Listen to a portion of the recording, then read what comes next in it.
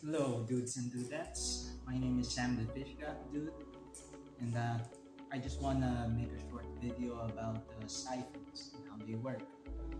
We all know siphons. These are the basics of all Aquarianists. This is basically an Aquarianist's best friend.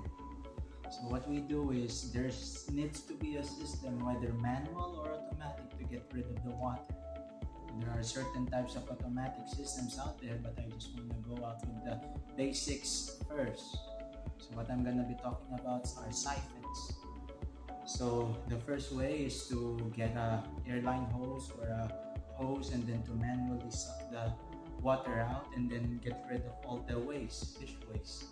We don't want ammonia buildup in our tanks. So if any of you are interested in ammonia and in the nitrogen cycle, expect a video coming up soon. But in this instance, we'll be going through siphons.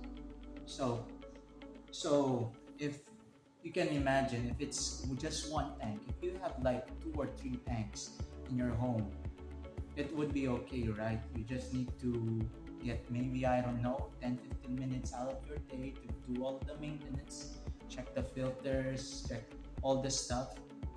But the problem is when you get into the problem or get really into fish keeping and you start to have like 10, 15, 20, 50 tanks, and you just don't have that amount of time to manually do all of those stuff. So there are different systems. One of them is a drip system, which typically means there's water dripping in your tank, making sure that there's always a top-up of fresh water. This is so that it can dilute the water so your fish remain much more healthy. It makes a more consistent environment for your fish, right?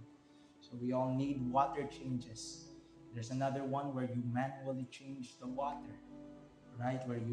We all do this. We put in water inside the bucket and then fill up our tanks with it with the water we just siphoned out.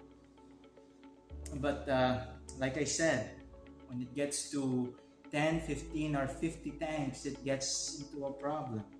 So what I came up with and I'm planning to do is one of them bell siphons. If you are not sure what a bell siphon is, it's basically just a siphon. It's basically just a siphon that regulates the water at a certain level.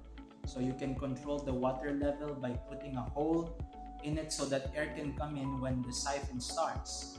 So we all know how a siphon starts. We would suck on one end of a straw or in this case our airline hose, and it would get water inside and then you would flush it out.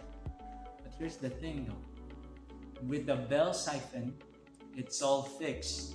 So if imagine this under your undergrad filter, and you're basically going through 3 drips a second.